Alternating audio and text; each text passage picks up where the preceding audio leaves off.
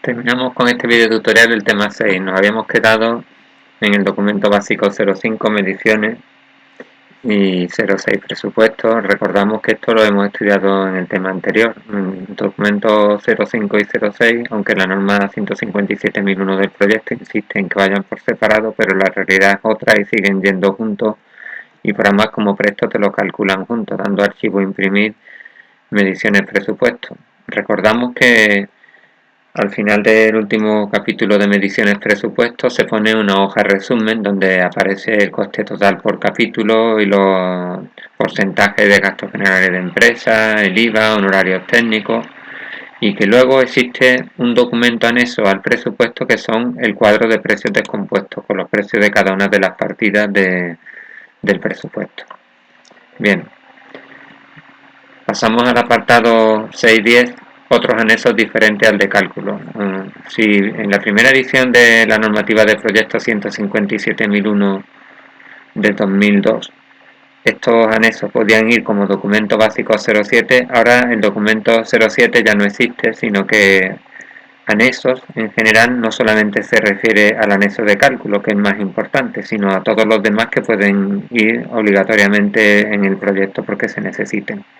Yo os propongo que siempre el primer anexo, el más importante de todos, sea cálculos, y ese sería anexo 01, cálculos. El anexo 02 podría ser, por ejemplo, algo que siempre va a haber en el proyecto, o bien un estudio de prevención de riesgos laborales en obras así de mucha envergadura, o un estudio básico de salud en obras más pequeñitas. Y a partir de aquí, pues los demás que hagan falta, pues si fueran obligatorios, por ejemplo, si hace falta un estudio en informe de impacto medioambiental, porque lo pide la normativa del Plan General de Ordenación Urbana, de los ayuntamientos en cuestión, o la normativa estatal en una autopista que afecta al medio ambiente, ¿no? Y hay que quitar árboles, pero habrá que plantar también, ¿no? Estudio de contaminación acústica en una ciudad, pues a lo mejor tú quieres abrir un bar y resulta que si está saturada de ruido la zona esa no te lo van a dejar abrir. Entonces siempre hay que informarse, o cualquier otra actividad industrial que vayas a poner en marcha y que emita ruido, pues tiene que cumplir con la normativa local, y entonces hay que hacer un estudio en el cual tú justifiques que has tomado una serie de medidas. Pensemos en una discoteca para aislarla acústicamente y que no ocasione problemas. Estudios geotécnicos, siempre que se construyen casas, carreteras, vías férreas, son muy importantes porque si no puede haber problemas que den al traste con la obra, e incluso durante el periodo de la garantía o posteriormente a la garantía. Pero eso pues hay que hacerlo en construcciones de cierta altura. La normativa local te va a pedir que se haga un estudio geotécnico para ver que el terreno resiste el peso de la construcción que quieres añadir. Pasemos a valorar un poquito lo que es la necesidad del estudio de prevención de riesgos laborales, para que veáis un poco la frontera en cuando se hace un estudio de prevención de riesgos laborales, que es algo mucho más serio, o cuando se hace algo mucho más simple, que lo podemos sacar de los propios programas de DMLE, que es el estudio básico de seguridad y salud, que nosotros en el proyecto del año que viene, pues como no somos expertos en la materia, pues nos vamos a conformar con el estudio básico de seguridad y salud de DMLE, pero cuidado, que a lo mejor las características de la obra requiere que sea otra cosa. Bien, el artículo 4 de la Ley de Prevención de Riesgos Laborales establece que en la fase de redacción del proyecto se elabore un estudio de prevención y salud en los proyectos de obras que se den uno de los siguientes supuestos: que el presupuesto de ejecución por contrata, es decir, el coste de lo que es ese proyecto, sea igual o superior a los 450.759,08 euros. Que la duración estimada supere los 30 días laborables, empleándose en algún momento a más de 20 trabajadores simultáneamente. Que el volumen de mano de obra estimada, entendiendo como tal la suma de los días de trabajo del total de los trabajadores en la obra, supere las 500 horas.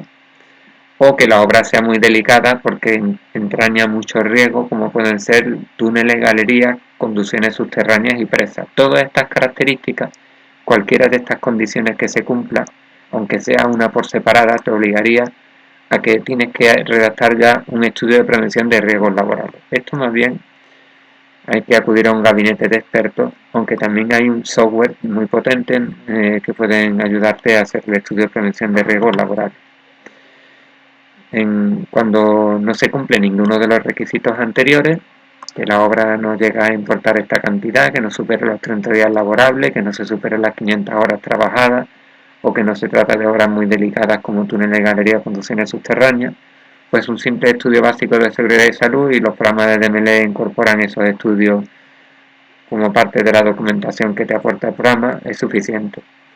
Y nosotros pues será objeto del estudio de qué es lo que va dentro de un estudio básico de seguridad y salud, el tema siguiente que ya veremos después del tema 6. En los proyectos de obra no incluidos en ninguno de los supuestos, como hemos dicho, el promotor está obligado a que en la fase de redacción elabore un estudio básico de seguridad y salud, y esto lo trataremos en el tema 7, en el apartado 7.5. Necesidad de un estudio geotécnico. En un proyecto se pueden añadir otros informes de carácter técnico que sean relevantes para su realización. Por ejemplo, el estudio geotécnico es fundamental en el diseño de obras públicas, tales como infraestructuras ferroviarias. Recordar el problema que tuvo la que iba de Madrid a Barcelona, que pasaba por una zona kárstica de piedras calizas y tuvieron que inyectar hormigón porque las vías no se hundían en las pruebas que estaban haciendo antes de que circulasen trenes con personas.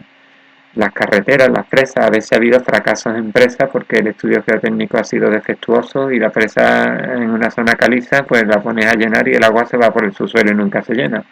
Es decir, importante un estudio geotécnico porque puede ahorrar dinero en la ejecución de obras y también evitar problemas, ¿no? Que ahorrar vidas humanas. Un estudio del terreno en profundidad por el método de la tomografía eléctrica de resistividades para la localización de aguas subterráneas, porque muchas veces las aguas subterráneas generan corrimientos de tierra y problemas en las fundaciones de los edificios, en las zapatas y tal. La tomografía eléctrica, os he puesto aquí un enlace, pero básicamente es una maquinita que tú clavas una serie de picas y según la corriente que hagas pasar y el voltaje que das, cuanto mayor es el voltaje, la corriente va a viajar a más profundidad y como el terreno se comporta, tiene una resistividad según el tipo de material que lo forma, pues con una serie de tablas se puede saber de qué características es ese material o qué es lo que hay dentro de ese terreno. La tomografía eléctrica te puede servir igual para localizar aguas subterráneas, pero también puede localizar fuentes de energía como carbón, gas o petróleo. Y es muy interesante que le echéis un vistazo a este enlace, ¿vale? Y bueno, la localización de aguas para el abastecimiento en zonas pues donde el agua es un material precario, pues también imaginaros la importancia. Por ejemplo, yo sé que en el Sahara hay a 2 kilómetros de profundidad un gran acuífero que está confinado y que lleva allí miles de años. El problema muchas veces del agua subterránea cuando está a tanta profundidad es tener la tecnología para sacar ese agua y lo que cuesta sacarla. Bien, pues la finalidad de estos estudios es conocer geológicamente el terreno para adecuar al mismo el tipo de cimentación y construcción, o en el peor de los casos, por ejemplo, una falla, pues evitar la misma y escoger una ubicación más idónea o terrenos que puedan sufrir corrimientos de tierra. ¿Cuántas urbanizaciones han sufrido de esos problemas? Y estando nuevas, pues han empezado a agrietarse y han tenido que ser desalojadas porque corría en peligro la vida de las personas que vivían en ellas.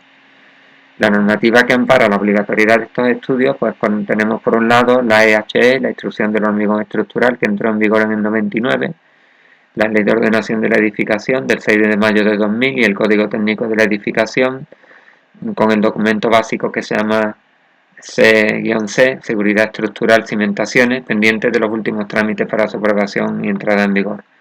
Según el doctor Alejandro Lommochis Mora Figueroa, un estudio geotécnico bien realizado debe de contener los siguientes aspectos. El subsuelo de la parcela aparece radiografiado mediante una serie de perfiles geotécnicos donde se identifican las capas de subsuelo y su distribución espacial. Cada capa tiene una denominación geológica concreta y de forma sintética se encuadra en una clasificación unificada de suelo que la podéis ver en este enlace. Pero bueno, tampoco hace falta, es simplemente que tengáis una idea. En esta clasificación lleva aparejado un comportamiento geomecánico concreto, es decir, que según el tipo de suelo aguantará mejor o peor ciertos pesos, tensiones, tracciones, ¿no? A cada capa se le asigna una serie de propiedades geotécnicas, humedad, peso específico, índice de plasticidad, cohesión, ángulo de rozamiento interno, a partir del cual se ha calculado la carga admisible de los niveles de apoyo y en su caso los asientos previsibles del terreno frente a las cargas de los edificios, es decir, conocer cómo se comporta el suelo para que cuando le metamos peso sepamos si ese terreno va a ceder más o menos en los distintos pilares y eso puede ocasionar problemas en la estructura. Se dibuja el alzado de los niveles de excavación o de apoyo de los cimientos sobre los perfiles geotécnicos. Se puede obtener una idea de la configuración e influencia del terreno bajo la cimentación. Diversas apreciaciones sobre el grado de excavabilidad del terreno, de la estabilidad a corto plazo, de los taludes. Los taludes es cuando tú cortas el terreno así de forma inclinada, ¿no? Con pendiente. Permiten definir el método de excavación más adecuado y su coste y la eventual necesidad de los elementos de contención. Si tú cortas un talud muy inclinado y el terreno es suelto, tendrás que tomar medidas. Igual tienes que colocar una malla, tienes que colocar planta, tienes que proyectar hormigón para evitar el deslizamiento, ¿no? Que el terreno por la lluvia pues sea arrastrado y se provoque el deslizamiento. La presencia de un nivel freático poco profundo en la parcela no debe de coger desprevenido al proyectista, porque permite incluir sistemas adecuados de impermeabilización o drenaje. En ocasiones la presencia de agua hace necesario el empleo de procedimientos especiales durante la excavación de los sótanos, pues por ejemplo emplear bombas de achique, muros pantallas que te contengan ese agua porque tienen hormigones con aditivos plásticos que son impermeables y tal. En fin, esto yo comprendo que es complicado, pero simplemente tener una idea de los distintos aspectos y temáticas que se tocan en los estudios geotécnicos, que lo harán expertos y no lo vamos a hacer evidentemente nosotros. Bueno, pues aquí terminamos el tema 6, ahora pendiente de las actividades que os voy a marcar relacionadas con este tema. Mucho ánimo y un saludo. Y cortamos por aquí el vídeo tutorial.